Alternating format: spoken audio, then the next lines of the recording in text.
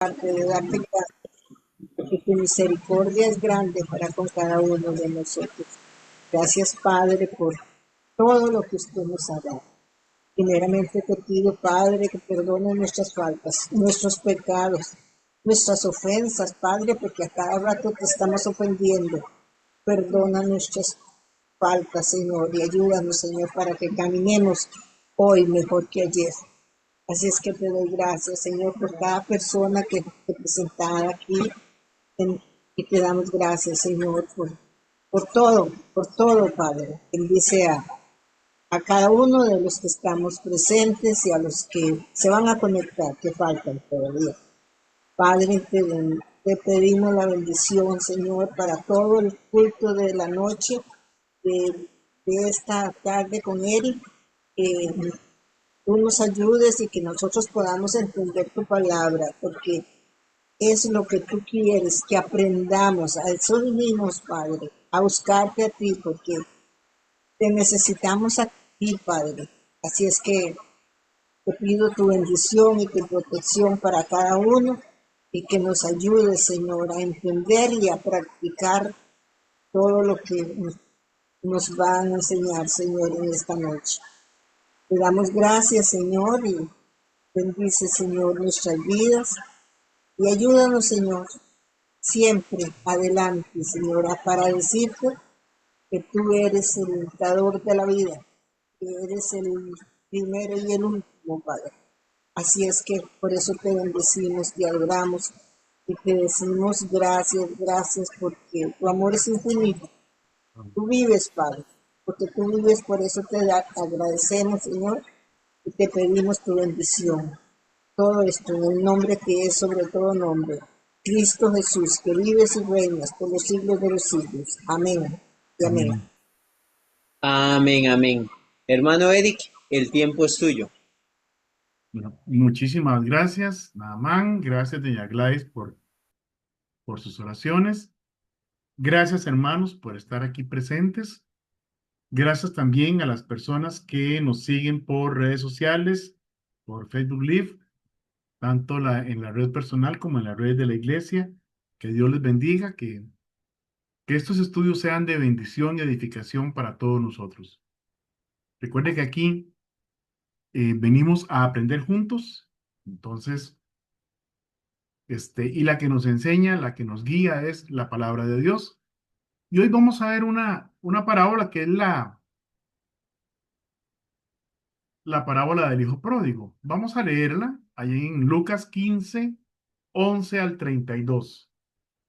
Lucas 15, 11 al 32. ¿Alguien quiera leerla en voz alta para no ser solo yo el que hable? Lidia, ¿está bien? Voy a buscarla. Lucas 15, 11 al 32.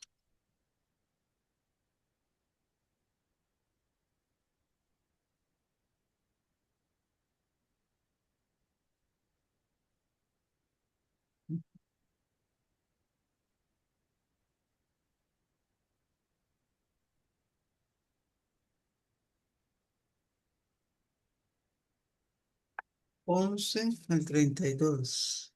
Lucas Mm, 15, del 11 al 32. Amén. Parábola del hijo pródigo. También dijo, un hombre tenía dos hijos, y el menor de ellos dijo a su padre, Padre, dame la parte de los bienes que me corresponde, y le repartió los bienes.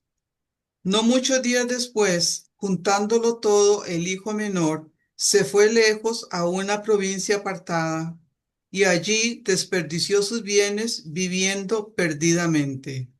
Y cuando todo lo hubo malgastado, vino una gran hambre en aquella provincia y comenzó a faltarle.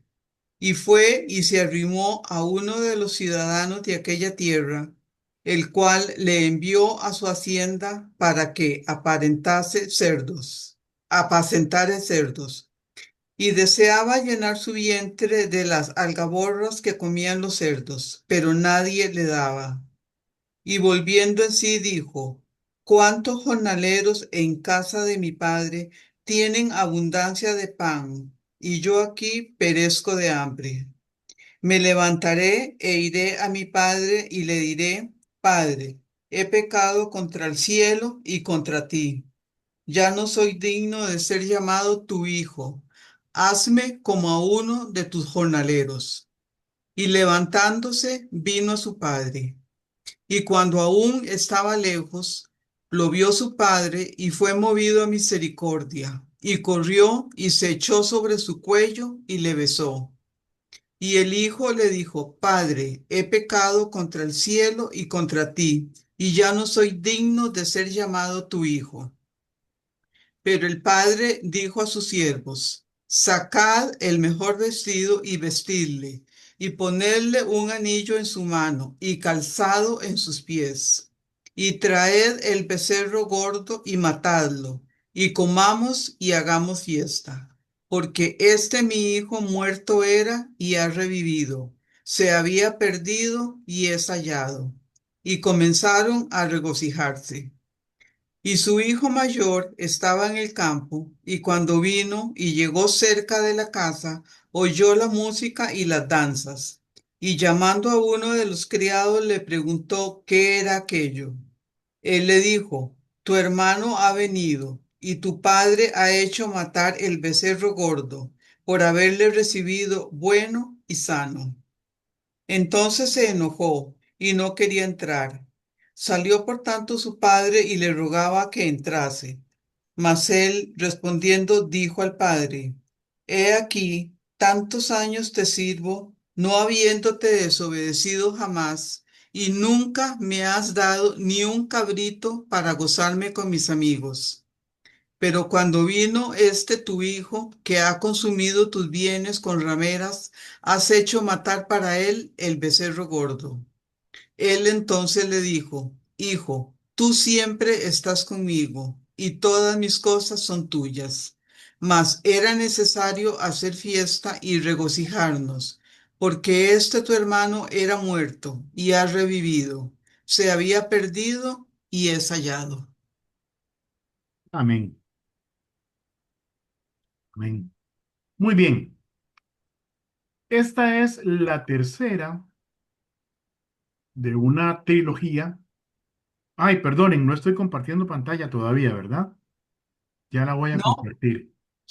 Ya la voy a compartir. Discúlpenme. Un segundito.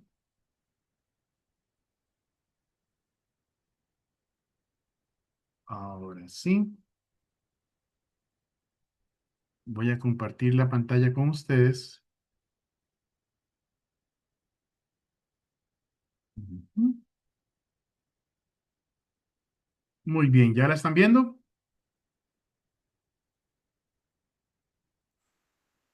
Hola, hola. Ahora sí. Para hoy. Sí, Ok, perfecto. Muy bien.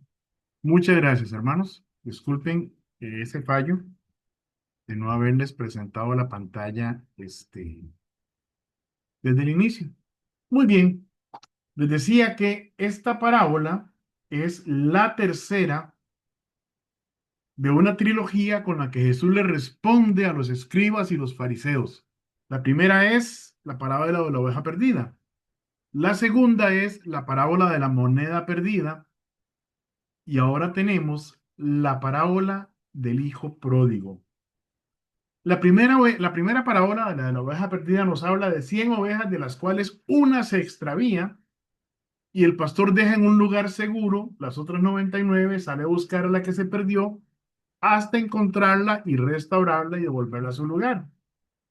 La segunda parábola, la de la moneda perdida, nos habla de un grupo más reducido, 10 monedas. Y una mujer las tenía y de pronto ella va a revisar sus monedas, ¿verdad? Era su tesoro, y ve que falta una moneda y entonces toma las acciones necesarias para buscarla hasta encontrarla y devolverla a su lugar junto a las otras 9 monedas. Y esta tercera parábola narra la historia de un hombre que tenía dos hijos, bueno, había uno mayor y uno menor, ¿verdad? El menor le pide a su padre la parte de la herencia que le corresponde para ir a un lugar lejano y vivir con excesos o de manera eh, desperdiciada, ¿verdad? En un resumen de esa historia, el hijo menor pide su parte de la herencia, ¿verdad? Para irse a un lugar lejano y vivir con excesos, verso 12. El hijo mayor se queda en casa, no pide nada y se queda en casa trabajando, pero el padre ya le había dado su herencia también, verso 12 y 29. El hijo menor malgasta su herencia en una vida de excesos y pecado, verso 13.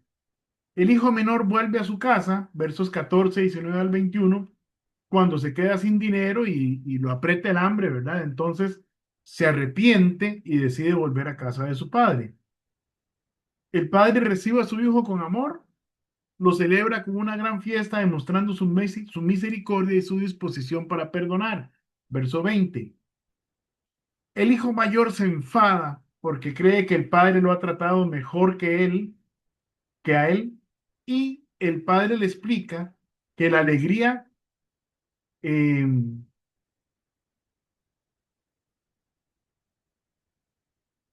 le explica a su hijo mayor que debe compartir la misma alegría por el regreso de su hermano. Versos 28 y 29. La reacción del hijo mayor representa el resentimiento y los celos que pueden surgir en aquellos que no comprenden el amor y la misericordia de Dios.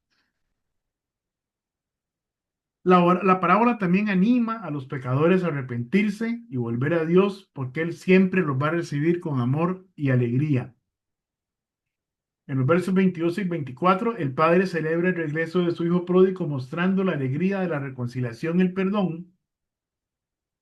Y esta parábola, particularmente el verso 32, nos enseña la misericordia y el amor de Dios por los pecadores que están siempre dispuestos a recibir a aquellos que se arrepienten y vuelven a Él. Entonces, ese es el resumen de la parábola, pero aquí hay otros detalles. Y esta parábola es de las parábolas sobre las que más se ha predicado, sobre las que más se ha enseñado, de las que más se han estudiado. Entonces hay muchas versiones o estudios o mensajes respecto a esta parábola. Así que vamos a tratar de ver algunas partes de ella y ver qué nos dice el Señor a nosotros, a cada uno en particular, ¿verdad? A través de esta parábola. Y a esta diapositiva la titulé Dame la parte que toca o que me toca, ¿verdad? Dice el verso 11, también dijo, un hombre tenía dos hijos, está hablando de los escribas y fariseos, y el menor de ellos dijo a su padre, Padre, dame la parte de los bienes que me corresponde, punto y coma, y ojo lo que dice después, y les repartió los bienes. Es decir, el padre no solamente no discutió, sino que además optó por darle a ambos hijos la parte que a cada uno le correspondía. ¿Ok? ¿Habían notado eso en la parábola? Que no solo el hijo menor recibió su parte de la herencia, sino que también el hijo mayor recibió su parte de la herencia. Porque yo nunca lo había notado.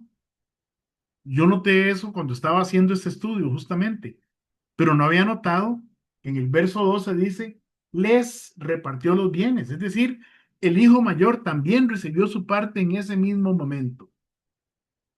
Algunas veces pensamos que tenemos derecho a recibir aquello por lo que no hemos trabajado, ¿verdad? Porque una herencia generalmente es algo que alguien nos deja, pero esa persona fue la que trabajó por esa herencia.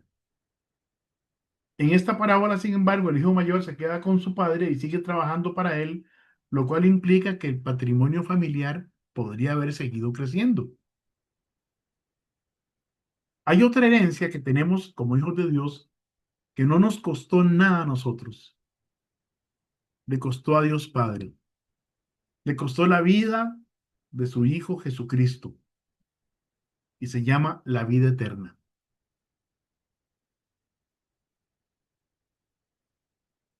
Porque la paga del pecado es muerte, mas la dádiva, o sea, el regalo de Dios, es vida eterna en Cristo Jesús, Señor nuestro.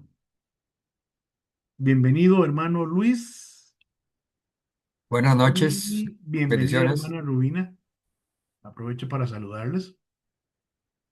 Entonces, esa herencia de la vida eterna, ese regalo de Dios, no nos costó nada a nosotros, pero no significa que no costó. Le costó a Dios Padre la vida de su Hijo Jesucristo.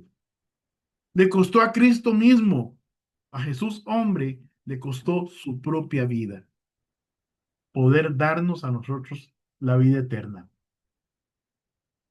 Entonces ese hijo dijo, dame la parte que me toca, y el padre les repartió a los dos la parte que le tocaba a cada uno. La Biblia no dice si era mitad y mitad o si era, el papá se dejó una parte y luego cada hijo recibió un porcentaje de lo que quedaba. La parábola no menciona nada de eso, nada más dice que le repartió los bienes, es decir, esa palabra bienes se traduce como medios de vida o sustento, es decir, les dio lo que ellos tendrían para vivir el resto de su vida. Eso fue lo que les dio. Y es importante que eso lo tengamos ahí en la mente, que le dio a los dos hijos la parte que les correspondía, y que la palabra que ahí se traduce como bienes está hablando de sustento, medios de vida, lo que ellos tenían para vivir el resto de sus vidas.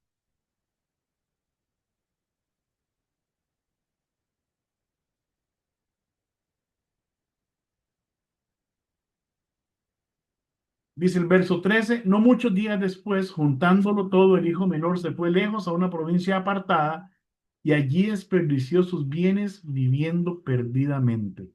Mientras tanto, el hermano mayor trabajaba para ayudar a su padre y el menor despilfarraba su sustento hasta quedarse sin nada. Dice Proverbios 27, 23 y 24. Sé diligente en conocer el estado de tus ovejas y mira con cuidado por tus rebaños, porque las riquezas no duran para siempre y será la corona para perpetuas generaciones. Es decir, a veces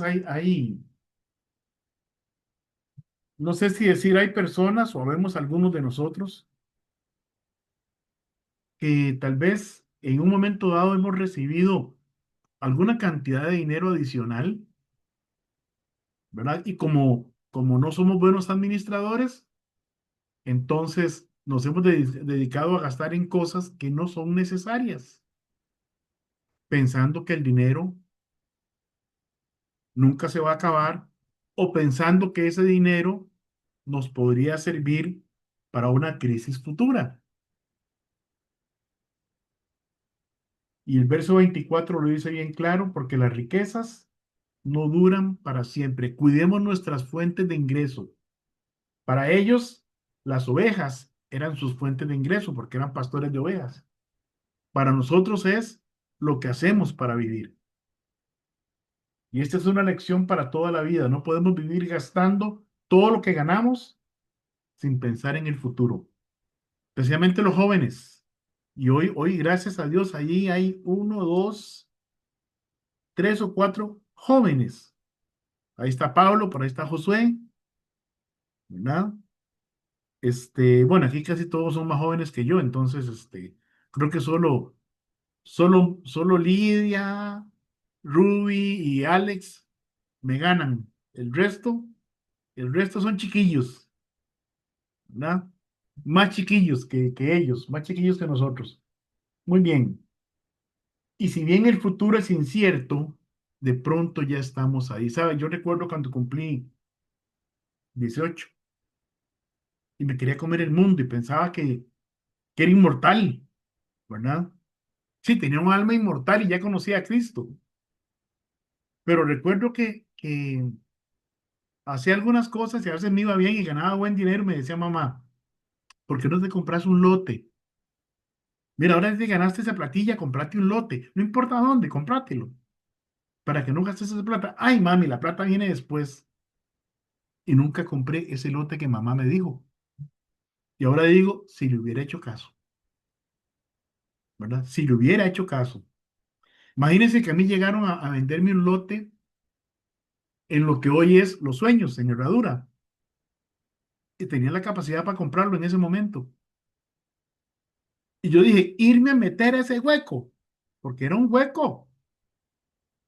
Irme a meter ese hueco. Vaya, pregunte cuánto vale un lote ahora ahí, ¿verdad?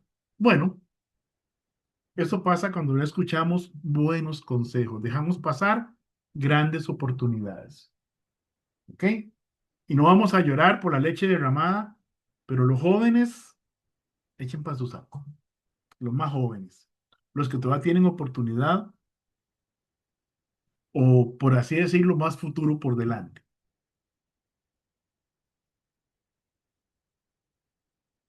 Pero claro, como el hombre comenzó a vivir a manos llenas, ¿verdad? A cuerpo de rey, despilfarrando, este, de pronto se vio sin dinero, ¿verdad? ¿Alguien de ustedes me puede decir, yo no tenía la definición exacta de la palabra, pero pródigo es un adjetivo y sabe a qué tipo de persona se le aplica ese adjetivo de pródigo, pero sin ver Google, ¿ah? Yo ya vi Google, entonces ya yo lo sé, pero sin ver Google. Alguien me abre el micrófono y me dice, bueno, pródigo tiene que ver con esto. Sí, es un testarudo, cabeza dura. Testarudo, cabezadura. Sí, por la forma en que actúa, sí, gracias, hermano Santiago. Pródigo es un adjetivo que se aplica a una persona que despilfarra lo que tiene, que despilfarra sus bienes, que no cuida su sustento, ¿verdad? Y que gasta sin medir. Ese es un pródigo, ¿verdad? No es un prodigio, no, es un pródigo. Y entonces dice el verso, voy a leer 13 y 14. No muchos días después, juntándolo todo, el hijo menor se fue lejos a una provincia apartada y allí desperdició sus bienes, su sustento, viviendo perdidamente. Y cuando todo lo hubo mal gastado, vino una gran hambre en aquella provincia y comenzó a faltarle. Eso es cuando uno se mete a la cuenta bancaria y dice, "¡Ay! Me van a cortar la luz, me van a cortar el teléfono, me van a cortar el internet. ¿Qué hago yo sin internet? Porque no dejé provisto para hacer esos pagos, ¿verdad? Escuché a un pastor decir una vez que hay mucha gente que el día que recibe el pago, ¿verdad? Come arroz con pollo y el resto de la quincena, arroz con plumas. ¿Por qué? Porque no proveen para toda la quincena, ¿verdad? Y tenemos que proveer no solo para la quincena, sino pensar a largo plazo, porque las crisis llegan cuando menos lo esperamos. Entonces, el hijo menor al fin acabó con sus bienes. Ya no tenía dinero suficiente y no había procurado ni siquiera producir intereses. Tengo tanto dinero y meto el dinero al banco, cojo intereses y voy gastando de a poquito. No, ni siquiera eso. La parábola no nos dice cuánto tiempo pasó desde que se fue de su casa hasta que se quedó en la miseria, ¿verdad? No nos dice, pero lo que sí nos dice es que se quedó sin dinero, se quedó en la miseria. Dice Proverbios 6, 10 al 11, un poco de sueño, un poco de dormitar y cruzar un poco las manos para reposo. Así vendrá tu necesidad como caminante y tu pobreza como hombre armado. Si no proveemos para el futuro, un día va a llegar y no vamos a tener sustento para cada día. No nos va a alcanzar. Proverbios 13:11, lo voy a leer en tres versiones. 1960, Reina Valera. Las riquezas de vanidad disminuirán, pero el que recoge con mano laboriosa las aumenta. Traducción del lenguaje actual, el mismo versículo, Proverbios 13:11. Lo que fácilmente se gana, fácilmente se acaba. Ahorra poco a poco y un día serás rico. Y curiosamente la traducción que más me gustó fue Proverbios 13:11 de la versión, la nueva versión internacional. Dice, el dinero mal habido pronto se acaba. Quien ahorra, poco a poco se enriquece. Es decir, que la riqueza no llega de un golpe, ¿verdad? Sino que hay que ir guardando, no gastar todo lo que se gana, sino gastar un poquito menos y guardarlo. Y en el tiempo, eso produce riqueza.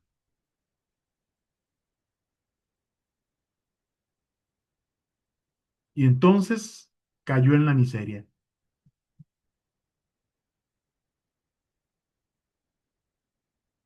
Y como ya no tenía dinero y había hambre en la zona, dice el verso 15, y fue y se arrimó a uno de los ciudadanos de aquella tierra, el cual le envió a su hacienda para que apacentase cerdos. Verso 16, y deseaba llenar su vientre con las algarrobas que comían los cerdos, pero nadie le daba. Ahora el hijo menor, luego de haber despilfarrado una fortuna, de haberla malgastado, toca fondo. Ya no podía caer más abajo. ¿Sabe? Dios nuestro Padre no quiere que suframos de forma innecesaria. La vida por sí misma nos va a traer situaciones dolorosas, que son parte de la vida misma. Pero es que a veces sufrimos las consecuencias de nuestras malas decisiones. Y eso es un problema. Cuando los momentos dolorosos son el resultado de nuestra desobediencia a la palabra de Dios y de la toma de malas decisiones. El resultado de no vivir en dependencia de Dios. Dice Gálatas 6:7. No os engañéis, Dios no puede ser burlado, pues todo lo que el hombre sembrare, eso también segará. Entonces, si sembramos odio, vamos a recoger amargura, rencor, divisiones. Si sembramos amor, vamos a recibir amor, gozo, paz. Si sembramos para los placeres carnales, vamos a recoger corrupción y muerte. ¿Qué dice Gálatas 6:8? Porque el que siembra para su carne, de la carne segará corrupción, mas el que siembra para el espíritu, del espíritu segará vida eterna. Y esto no solo aplica para la eternidad, también aplica en nuestra vida terrenal. Gálatas 6:9 al 10 nos sigue diciendo, no nos cansemos pues de hacer el bien, porque a su tiempo segaremos si no desmayamos. Así que según tengamos oportunidad, hagamos bien a todos y mayormente a los de la familia de la fe. Esto es lo que se conoce como la ley de la siembra y la cosecha, ¿verdad? Decían los abuelitos, el que siembra vientos, recoge tempestades. Y este muchacho sembró vientos, desperdició su dinero, desperdició su herencia y al final se quedó sin nada. Y ya ahí, en la miseria, deseando comer lo que comían los cerdos,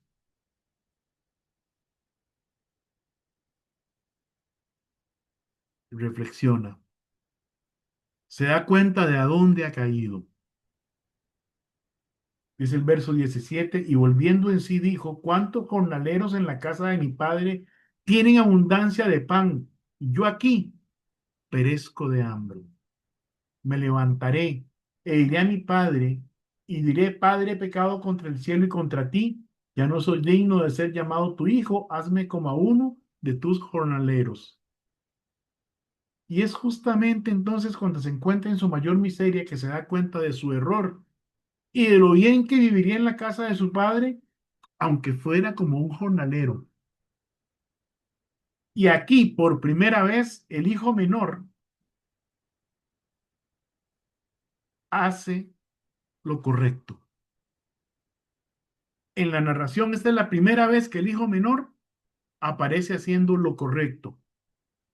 Uno se da cuenta de su situación y entonces reconoce que ha caído en la miseria como consecuencia de sus malas decisiones. Verso 17. Y dos, piensa en lo que debe hacer y en cómo hacerlo. versos 18 al 19. Vea que él dice, se dice a sí mismo, me levantaré e iré a mi padre y le diré, Padre, he pecado contra el cielo y contra ti. Ya no soy digno de ser llamado tu hijo, hazme como a uno de tus jornaleros. ¿Sabe por qué a veces pedir disculpas se nos da tan mal? Porque no planificamos adecuadamente cómo pedir perdón, cómo pedir disculpas. Qué torta me sale con Luis. Ay, Luisito, si lo ofendí, si acaso lo ofendí, perdóneme. Y Luisito me vuelve a ver así todo serio y me dice, ¿cómo que si acaso lo ofendí? Claro que me ofendiste. En cambio, si lo planifico antes y digo, hermano Luis, disculpe, yo lo traté mal, fui injusto con usted, le dije estas y estas cosas y lo ofendí. Por favor, perdóneme. Entonces, Luis me puede no perdonar o me puede decir, hermano, lo perdono, pero él sabe exactamente por qué me estoy disculpando. Pero ese, ay, si lo ofendí, si acaso hice algo en contra suya. No, ¿verdad? No es la forma correcta. Y es interesante la forma en que este muchacho aquí en la parábola se plantea lo que va a hacer. Me levantaré, es decir, voy a salir del hueco en el que estoy y voy a ir a donde mi papá. Y lo voy a decir, Padre, he pecado contra el cielo y contra ti. Ya no soy digno de ser llamado tu hijo. Hazme como a uno de estos jornaleros. Él reconoce su condición, reconoce su estado y reconoce que no merece ser completamente restaurado. Y se conforma con ser un empleado más en la hacienda de su padre. Y sabe que con eso va a vivir mejor en el hueco donde se había metido.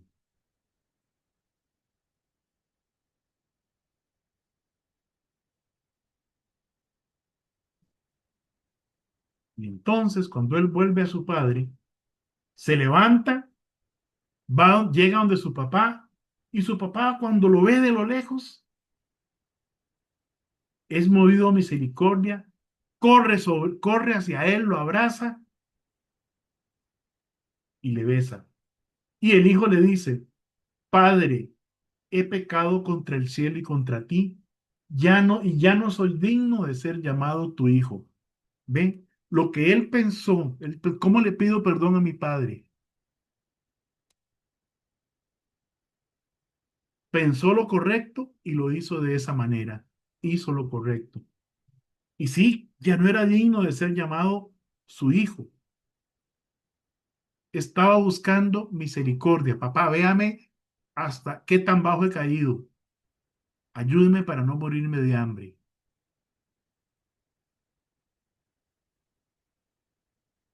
Y entonces recibe el perdón de su padre. Y levantándose vino su padre, y cuando aún estaba lejos lo vio su padre, y fue movido a misericordia y corrió y se echó sobre su cuello y le besó, y le dijo, Padre, he pecado contra el cielo y contra ti, y ya no soy digno de ser llamado tu hijo. Pero el padre dijo a sus siervos, sacad el mejor vestido, vestidle y poned un anillo en su mano y calzado en sus pies, y traed el becerro gordo y matadlo. Pobre becerro, ¿verdad? Pagó el pato por los pecados del hijo menor.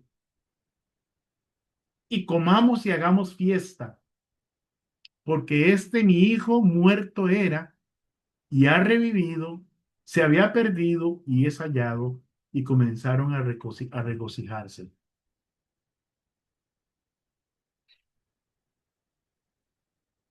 Las otras parábolas nos dicen, al final de cada parábola, que hay gozo en el cielo, que hay fiesta en el cielo cuando un pecador se arrepiente.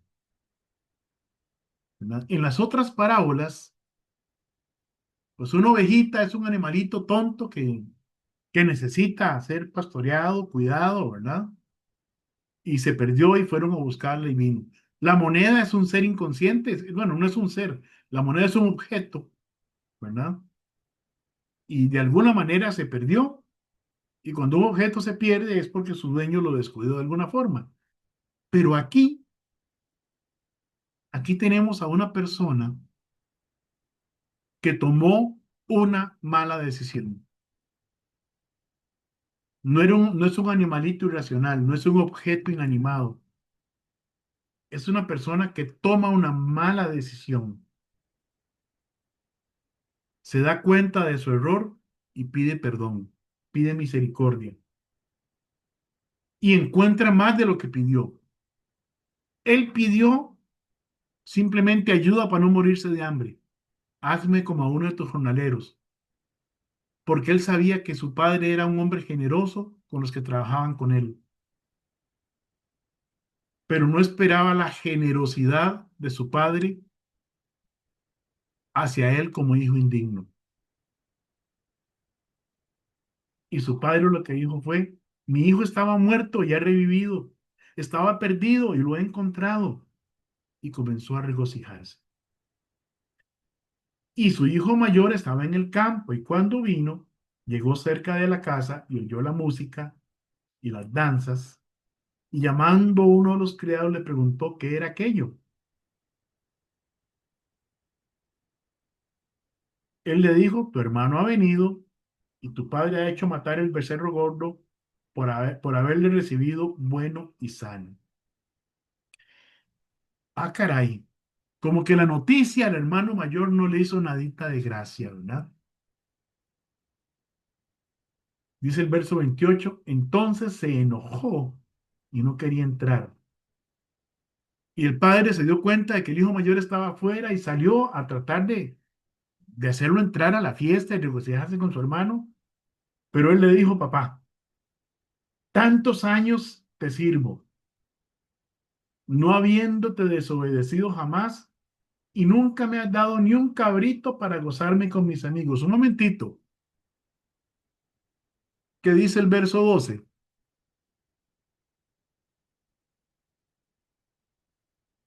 Les Entre repartió, sus sí, Luis, bienes. Les entregó sus bienes, les su entregó sus herencia. bienes. Es decir, el papá le había dado lo mismo que al hijo menor, su parte de la herencia. Así que, como que no te he dado ni un corderito. Es decir, el hombre estaba enojado, ¿verdad? Estaba enojado porque el papá había recibido con gozo al hijo perdido, al hijo malagradecido, ¿verdad? Al hijo mal encaminado. Pero no es que no le habían dado nada, había recibido lo mismo que el otro. Y él guardó su fortuna y siguió trabajando para su padre. Sin embargo, el padre también con él da una muestra de misericordia. Entonces le dijo, hijo, tú siempre estás conmigo y todas mis cosas son tuyas. Y entonces le está diciendo algo muy interesante. Bueno, verso 32, mas era necesario hacer fiesta y regocijarnos, porque este tu hermano era muerto y ha revivido, se había perdido y es hallado. Pero esa frase en el verso 31, hijo, tú siempre estás conmigo y todas mis cosas son tuyas, implica muchísimo.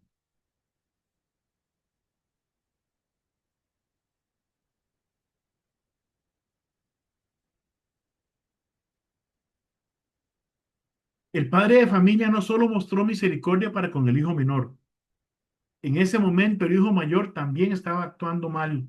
Estaba celoso y resentido por el perdón que su padre le había otorgado a su hermano menor, a pesar de todo el daño y sufrimiento que había causado por sus malas decisiones. Sin embargo, también le enseñó a su hijo mayor que así como la obediencia y las buenas decisiones tienen bendición, he aquí todas mis cosas son tuyas. El pecado, aunque sea perdonado, no queda sin consecuencia. El hijo menor fue recibido en la casa, pero ya no tendría acceso al patrimonio familiar. No lo iban a tirar a la calle, iba a poder vivir ahí, ¿no? Y de acuerdo con las costumbres, me imagino que tendría que trabajar, pero nunca sería dueño de algo, porque el padre le dijo al mayor, tú has estado siempre conmigo y he aquí, todas mis cosas son tuyas. O sea que ese hijo mayor, por su obediencia, por su fidelidad a su padre, no solo recibió su herencia cuando el hermano menor también pidió la herencia, sino que además recibe una porción adicional, ¿verdad? Porque el padre no se quedó sin nada. Todas mis cosas son tuyas. Y habían estado trabajando todo el tiempo que el hijo menor estuvo de jerga, de fiesta, de juerga, y ese patrimonio tuvo que haber crecido. Entonces el padre le dice, todas mis cosas son tuyas, pero también él había recibido su parte de la herencia.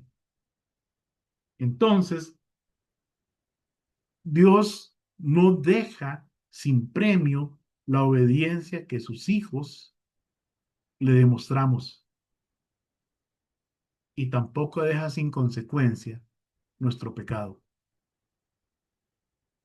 Finalmente enseña el gozo que da recuperar un hijo que se creía muerto, del que no se supo nada por mucho tiempo y que arrepentido vuelve a casa. Porque Dios es un Dios que quiere también restauración para nuestras almas, para nuestra vida. Dice Jeremías 31:25, porque satisfaré al alma cansada y saciaré a toda alma entristecida. Si usted está pasando por un momento difícil, venga al Señor. Si está pasando por una situación que usted sabe que usted se metió en esa situación por sus propios medios, no es culpa de nadie, es solo suya, venga al Señor y pídale además sabiduría para salir de esa situación. Y recuerde que el pecado no queda sin consecuencias. Si se metió en deudas, habrá que pagarlas.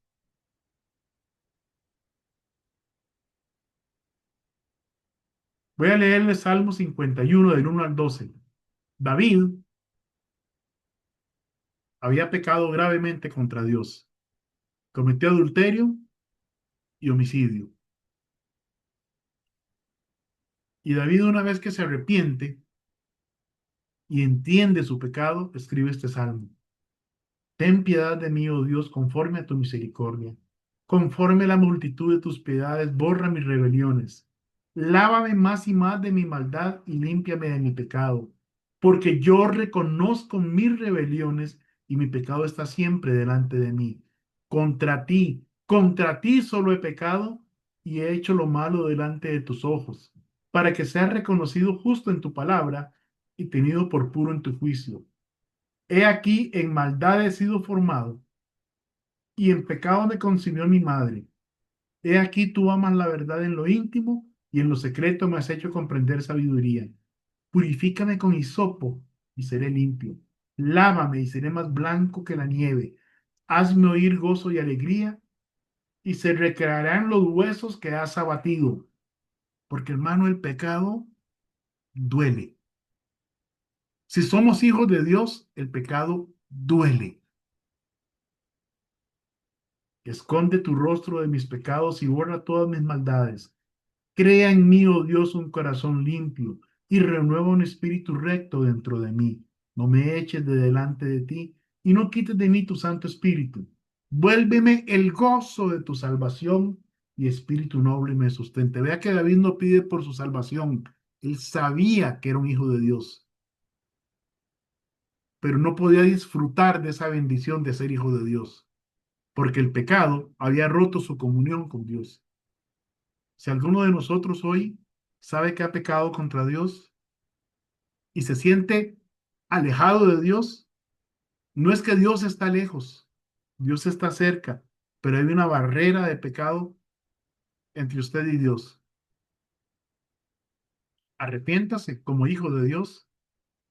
Dígale, Señor, yo hice esto y esto y esto y esto y esto, y te pido perdón. Y Dios le va a perdonar. Y arrepentirse quiere decir que ya no voy a volver a andar por su camino, por el mismo camino. David cometió adulterio una vez, homicidio una vez y se arrepintió una vez y no tuvo que volver a arrepentirse más de eso porque ya no volvió a pecar de esa manera.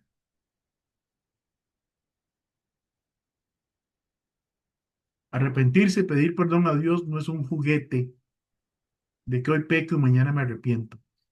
El arrepentimiento debe ser genuino y debe ser una decisión firme. Y entonces vamos a tener otra vez el gozo de nuestra salvación. Que el Señor les bendiga. Vamos a continuar la próxima semana con otra parábola. Espero que esta parábola los haya dejado alguna enseñanza, que estas tres parábolas, que son tres parábolas hermanas, es decir, versan sobre el mismo tema, tienen la misma enseñanza desde diferentes perspectivas y básicamente nos hablan de que Dios se regocija cuando una persona que no conoce el Evangelio viene a los pies de Jesús. Dios se regocija también cuando un hijo suyo que se ha desviado del camino se arrepiente y regresa al camino del Señor. Y nosotros tenemos que alegrarnos cuando vemos un hermano que se ha alejado y que regresa. No verlo en la iglesia de reojo. Mira, ¿quién llegó allí? ¿Viste a Alex quien está entrando ahí por la puerta? No, mis hermanos, esa no es la actitud que Dios quiere de nosotros. Es que salgamos como hizo el padre con el hijo pródigo y abracemos a aquel hermano y le digamos, bienvenido, estás en casa. Bienvenido, esta es tu iglesia, porque él también es miembro del cuerpo de Cristo. Que Dios los bendiga, mis hermanos. Vamos a dejar de transmitir en este momento. Un segundito. Bien, ya no estamos transmitiendo en vivo y vamos a terminar la grabación acá. Que Dios les bendiga.